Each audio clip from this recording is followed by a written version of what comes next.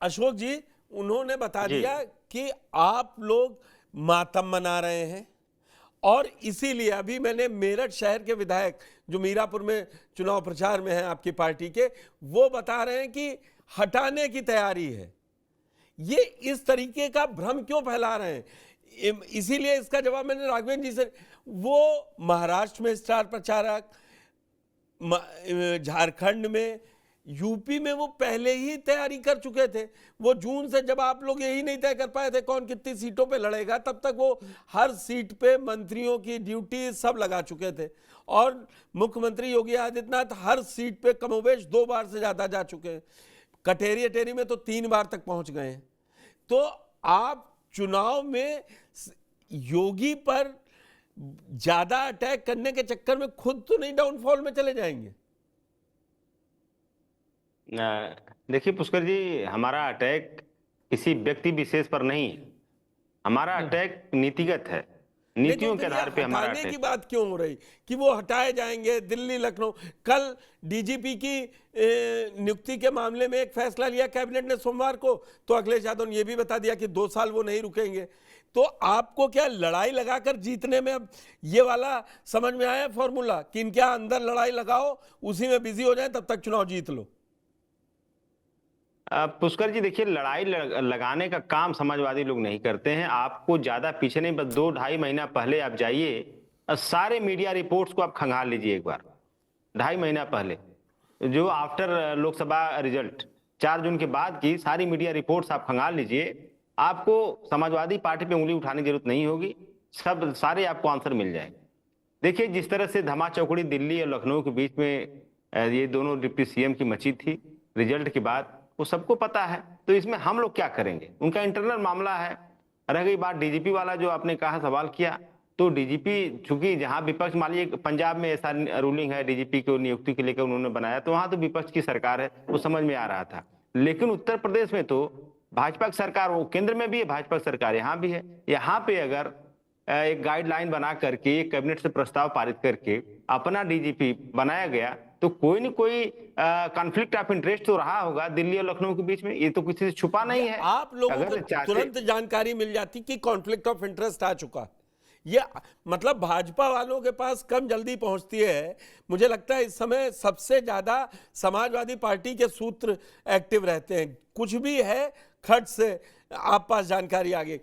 खैर, महाराष्ट्र में आप भी चुनाव लड़ रहे हैं 12 सीटों पे। 8 पे ना जी, 12 पे 8 पे 12 पे लड़ रहे हैं। मिली है कोई सीट नहीं आपको। तो अभी इंडिया गठबंधन के साथ है। संदीप जी आज हैं, वो बता देंगे कि क्या हाल है अभी अबू आजमी का और दूसरे विधायक का, या कितना नुकसान पहुंचा रहे हैं। पहले मैं आपसे जान लूं। नहीं, देखिए, हमारे राशिद जी ने कहा था कि हमारा जो 2 विधायक हमारे हैं, वो 2 विधायक तो ठीक है हमारे हैं, लेकिन इसके अलावा हम अगर गठबंधन में हमें और सीटें नहीं मिलती हैं तो हम बहुत सीमित सीटों पे लड़ेंगे। जिन सीटों पे हम लड़ेंगे वहां उन सीटों से महाविकास अघाड़ी को नुकसान नहीं होगा। हमारा ऑब्जेक्टिव भाजपा को हराना है, महायुति को हराना है। तो और जब उनके कैंडिडेट के सामने आप लड़ रहे हैं तो वो कैसे नहीं हारेंगे? और आप भाजपा का वोट काटने जा रहे हैं वहां? पुष्कर जी, हमारी स्ट्रेटजी है, समाजवादी पार्टी की स्ट्रेटजी है। चूंकि हमारी जो 2 सीटें हैं वहां पे एमबीए का प्रत्याशी नहीं है, वहां पे समाजवादी पार्टी का प्रत्याशी लड़ रहा है। बाकी जो अरेस्ट सीटें हैं वहां पे हम लोग ऐसे कैंडिडेट और ऐसी स्ट्रेटजी बनाए हैं कि जहां पे एमबीए को नुकसान नहीं हो रहा है। एक फ्रेंडली फाइट है और इसमें कोई ऐसी बात नहीं है। इंडिया वालों में ये अच्छी बात है कि दिल्ली में एक रहेंगे और जैसे ही स्टेट में पहुंचेंगे तो फ्रेंडली फाइट हो जाएगी। और मतलब वो ट्रू समाजवादी है कि कहते हैं ना, एक पुराने समय में कहते थे जब समाजवादी कुछ नहीं करते तो आपस ही में लड़ लेते हैं विचारों में। ऐसा है क्या? नहीं, देखिए, हमारे यहाँ समाजवादी विचारधारा में बहुत सारी चीजों के लिए स्पेस हम लोग छोड़ के रखते हैं। और स्पेस अपनी, अगर मान लीजिए कहीं से कोई व्यक्ति असहमत है तो उसको भी अपनी बात रखने का स्पेस हमारे यहाँ मिलता है। तो वहां पे जो कि महाराष्ट्र की बात है, वहां पे हम इंडिया गठबंधन के साथ ही हैं भाई, लेकिन हमारा जो फ्रेंडली फाइट रेस्ट सीटों पे है, वो फ्रेंडली फाइट हमारा एमबीओ को नुकसान नहीं पहुंचाएगा, वो महायुति को नुकसान पहुंचाएगा। अब मैं बिलाल जी आप पास आ रहा हूं। राघवेंद्र जी का साफ कहना है कि योगी आदित्यनाथ की क्रेडिबिलिटी है और वो ऐसे नेता हैं जो उनके नाम पे चलता है। अगर बटोगे तो कटोगे कहा है उन्होंने, सिखाया है, तो क्या गलत किया है? और दूसरा, समाजवादी पार्टी आपको क्या लग रहा है कितना नुकसान वहां पहुंचा रही है? और यहां पर जो योगी का झारखंड और महाराष्ट्र में ज्यादा दौरा लग रहा है, तो यहां पे कई सीटों पर क्या आप नुकसान देख रहे हैं? मुस्कुरा आप पहले ही दिए, सवाल से पहले ही मुस्कुराने लगे। देखिए पुष्कर जी, आप कह रहे हैं कि योगी आदित्यनाथ की क्रेडिबिलिटी है। ठीक है, भारतीय जनता पार्टी के प्रवक्ताओं को अपने नेताओं का सम्मान करना चाहिए, तो नहीं, ये उनका क्रेडिबिलिटी तो है राइट है बिलाल कि जी, वो इसमें मैं भी, क्रेडिबिलिटी ना होती तो दूसरा चुनाव लगातार, हकीकत है ना, कोई मुख्यमंत्री रह के दूसरा चुनाव जीत के नहीं आया है, चेंज जरूर कर देती थी कांग्रेस। अच्छा, और कोई सवाल हो तो अभी पूछ लीजिए, फिर नहीं नहीं, मैंने आपने मुझ पे आरोप लगाया तो मैंने कहा मैं मानता हूं क्रेडिबिलिटी है, मैंने सवाल नहीं पूछा। मैंने आप पे आरोप नहीं लगाया। मैंने ये कहा कि भारतीय जनता पार्टी के प्रवक्ताओं का ये अधिकार है कि वो अपने नेताओं की क्रेडिबिलिटी बताए, ये उनकी रिस्पॉन्सिबिलिटी है, ठीक। मैं ये कह रहा हूँ। अच्छा, लेकिन लेकिन तो क्या भारतीय जनता पार्टी के प्रमुख प्रधानमंत्री नरेंद्र मोदी जी ने जो सबका साथ सबका विकास का नारा दिया था, क्या आज वो क्रेडिबिलिटी नहीं बची जो बटोगे तो कटोगे नारे पर आना पड़ा? मैं एक लॉजिकल बात कर रहा हूँ।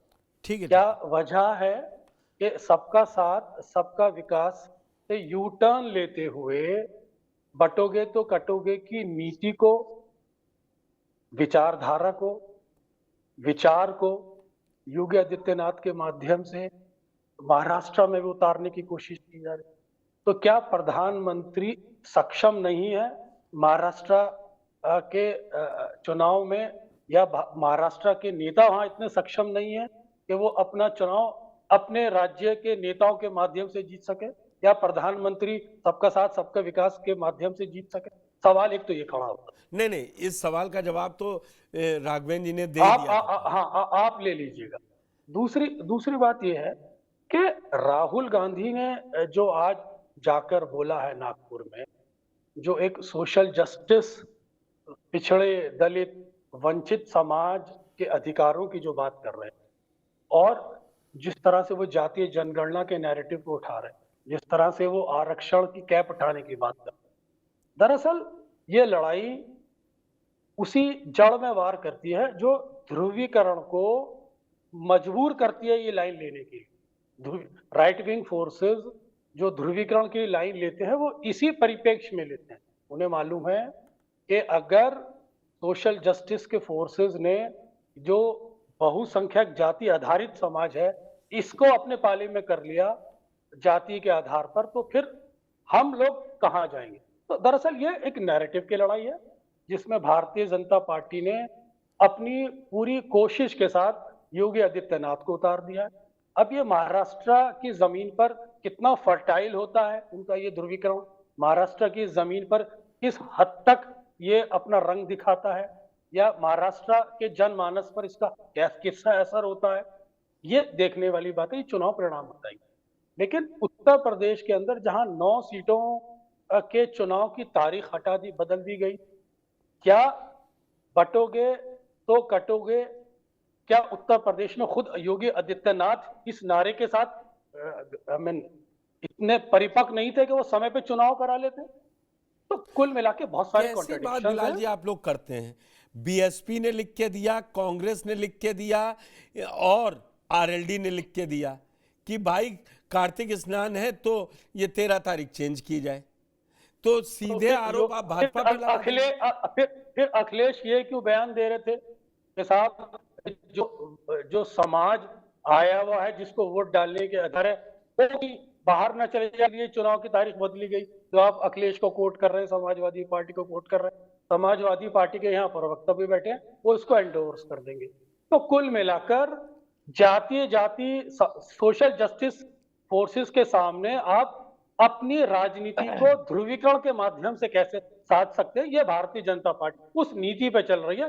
देखना यह कि उसमें कामयाब है।